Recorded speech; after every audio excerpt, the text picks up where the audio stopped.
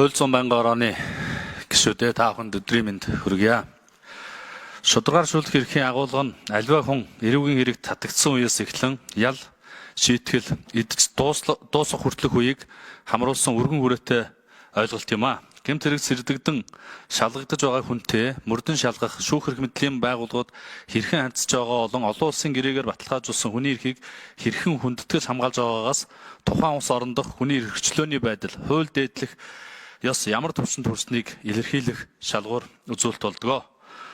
Монгол Улсын хүний эрхийн үндэсний комист 2024 онд ирсэн гомдол мэдээллийн 52.9% нь шударгаа шүүлэх хэрэг зөрчигдсөн талаарх гомдол мэдээлэл эзэлж байх ба агуулгаар нь авч үзвэл эрүү шүүлтээс ангид байх эрх, өмгөөлүүлэх, хууль зүйн тусалцаа авах эрх, хэлс хэрэг хүлээлгсэн, хууль бусаар цагдаа хоригдсон, орон байрны алжшгүй байдалд халдсан, гэмт хэрэг үйлдсэн мэтээр хэвлэл мэдээллийн хэрэгсэл олон нийтийн сүлжээнд зарласан, шүүх эрх мэдэл болон мөрдөн шалгах байгууллагын албан агчдын хууль бус үйл ажиллагааны улмаас хохирсон зэрэг гомдлууд эзлэж байна.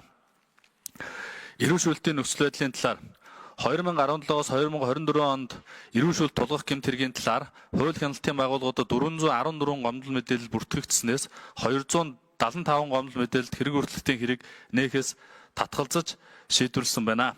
2017-оос 2014 оны хооронд нийт 33 хүнд холбогдох 16 хэргийг хян шийдвэрлэж эрүү шүүлт тулгах гэмт хэрэгт цагдаагийн байгууллагын 24, тагнуулын байгууллагын 5, авилгалтаа тэмцэх газрын 1, прокурорын байгууллагын 1, шүүгэн шийдвэр гүйцэтгэх байгууллагын 1 албаагч, олон нийтийн цагдаа 1 тус холбогдсон эрүүгийн хариуцлага хүлээсэн байна. Үүнээс 23 хүнд торгохял, 6 хүнд хорихял оногдуулж 1 хүнийг эрүүгийн хариуцлагаас чөлөөж 3 хүнийг өршөөл үзүүлэх хуульд хамруулж шийдвэрлсэн байна. Эрүүгийн хариуцлага хүлээсэн байдлаас үзэхэд эрүү шүүлт тулгах гэмт хэрэг хүлээлгэх ялын бодлого сул ихэнх тохиолдолд торгох, нийтийн албанд ажиллах эрхийг хасах, зарим тохиолдолд өршөөл үзүүлэн сулдаж байгаа энэ төрлийн гэмт хэрэгтэй тэмцэх урьдчилан сэргийлэх хэд сүргээр одоо нөлөөлж байна. Эрүү шүүлт тулгах гэмт хэргийн шалтгаан нөхцөлийг авч үзвэл ихэвчлэн камерын хяналтгүй орчинд удирдах албан тушаалтны хяналт суларсан, хот суурин газраас алдлагдсан газарт биедан үйл ажиллагаа явуулж явахдаа үйлдсэн ажлын ачаалал, стресс зэрэг хүчин зүйл нөлөөлсөн бол зарим тохиолдолд удирдах албан тушаалтан хууль бус үүрэг даалгаврыг биелүүлсэн, хариуцлага хүлээхгүй, эрүүдэн шүүсэнд илэрхгүй гэсэн итгэл үнэмшил нөлөөлжээ. Мөн эрүү шүүлт тулгах гэмт хэргийг мөрдөн шалгах байгууллагууд бие биенээ шалгах зохицуулалт өнөө хүртэл үйлчилж байгаа. Ялын бодлого сул, мөрдөгч прокурор, шүүгч, хорих байгууллагын албан агчдын талаарх мэдлэг хандлага сул, нотлох ажиллагааны арга барил дутмаг байгаатай холбоотой гэж дүгнэж байна. Мөн хорих анги байгууллагуудад хүнтэй хүнлэгөөс харьцах явдал гарсаар байна. Гомдол мэдээлэлээс үзэхэд хүний эрхийн үндэсний комист ирсэн гомдол мэдээллийн 27.5% нь хорих анги цагдаа орох байранд хоригдож байгаагаас ирсэн байна. Үүний 33 буюу 9.2% нь халдшгүй чөлөөтэй байх, эрүү шүүлтээс ангид байх эрхийн асуудлаар хандсан байна. Хүний эрхчлөөнд халдах, хүнлэгөөс хэрцгий харьцах явдал хорих анги цагдаа орох байруудад удаа дараа гарч байгаагаа комисс гомдол мэдээллийн мөрөөр шалгах ажиллагаа явуулж эрүү шүүлт тулгах гэмт хэргийн шинжтэй байж болшгүй гомдол мэдээллийг холбогдох байгууллагад шилжүүлэн шийдвэрлэж байгаа хэдий ч жилд дунджаар 2 гомдол мэдээлэл шүүхээр эсэлэн шийдвэрлэгддэг гэсэн статистик судалгаа байна.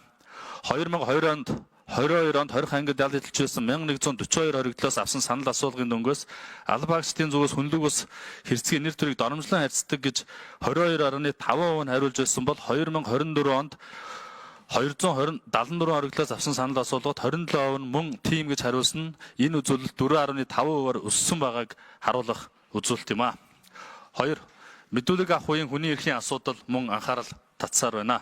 Мэдүүлэгт суурилсан нотлох ажиллагааны арга барил, мөрдөн шалгах ажиллагааны үндсэн арга хэлбэр хിവэр байгаа нь эрүүдэн шүүх нөхцөл байдлыг эрсдлийг нэмэгдүүлж байна. Мэдүүлэг авах үед гэмт хэрэг сэжиглэгдсэн хүнээс хэн бурууга өөрөө нотлохыг шаардах, мэдүүлэг авахар алавдах, камерын хяналтгүй зориултын бус өрөө засалгаанд мэдүүлэг авах, албан ёсны мэдүүлэг эхлэхээс өмнө өмгөөлөгчгүйгээр уулзалт хийх, ярилцлага хийх, гэр бүлийн гишүүдийн эсрэг мэдүүлэг өгөхийг тулгах хандлага гарсаар байгааг шүүмжлэн илтгэлдээ дурдсан. 2016-аас 24 оны хонд шүүхээр шийдвэрлэгдсэн нийт гэмт хэргийн 60% нь үндсэндээ мэдүүлэг авахыг алавдсан ийм арга хэлбэрээр үйлдэгдсэн байгааг анхаарах зүйтэй. Мөн мэдүүлэг авах ажиллагааны явцад хойшлуулшгүй тохиолдол үүсээгүй байхад ажил амралтын өдөр шөнийн цагаар мэдүүлэг авахар дуудах, энэ тухайга арга гэрийнхэнд нь мэдэгдэх, таагүй нөхцөл байдал үүсгэх, хүүхэд хэл ярианы бэрхшээлтэй хүмүүсээс мэдүүлгийг тайлбар авахдаа хүний эрхийн мэдрэмжгүй хандах, өөрт нь хэлмэрч орчуулагч олохыг даалгах зэрэг зөрчлүүд 2023-24 онуудад гарсныг энд дурдж байна. Мөн сэтгцэн шинжилгээний хүрээнд сэтгцэн шинжилгээ хийх наривчлсан журам тогтоогүй, хүнээс сэтгцэн шинжилгээг авахдаа ямар арга хэлбэр процессыг наривчлан тогтоогоогоос хүний хувийн халдшгүй чөлөөтэй байх эрх зөрчигдөх, нэр төр алдар хүнд нь гутаагдах явдал мөн гарч байгааг засаж залруулах шаардлага байна. Мөн зарим төрлийн сэтгцэн шинжилгээ хийх чадварыг нэмэгдүүлэх замаар ялангуяа онц хүнд гэмт хэргийн хэрэгээс урдсан сэргийлэх, хариуцлагыг өрн нөлөөтэй шийдвэрлэх шаардлага тулгарч байгааг судалгааны үр дүнгээс харагдаж болохоор байна. Мөн төрийн нууцтай холбоотой хэрэг маргаан, нууц мөрдөн шалгах ажиллагааны явцад гүйцэтгэх ажил, нууц мөрдөн шалгах ажиллагаатай холбоотой гомдол мэдээлэл санал хүсэлт комист удаа дараа ирж байгаа ч шалгах ажиллагаа явуулж үр нөлөөтэй хяналт хэрэгжүүлэх эрх зүйн орчин дутмаг байна. Комист авагдсан баримт мэдээлэлээс үзэхэд төрийн болон албаны нууц мэдээлэл агуулсан гэсэн шалтгаанаар шүүх хуралдааныг хаалттай явагдах, нотлох баримт шалгуулах хүсэлтийг хүлээн авахаас татгалзах, оролцогчдод танилцуулахгүй байх, нууцын баталгаа авч өмгөөллийн үйл ажиллагааны цар хүрээг хумих, цагдаа орох тасан сэргийлэх арга хэмжээ авах үндэслэл болгож хавтаст хэргийн материалд хамааралгүй төрийн нууц түнд амрах мэдээ баримтыг хавсгаж хэргийг бүхэлд нь нууцд хамааруулах зэрэг нөхцөл байдал илэрч байгаа нь шударгаашүүлэх эрхийг хүндэхэд хүргэж байна.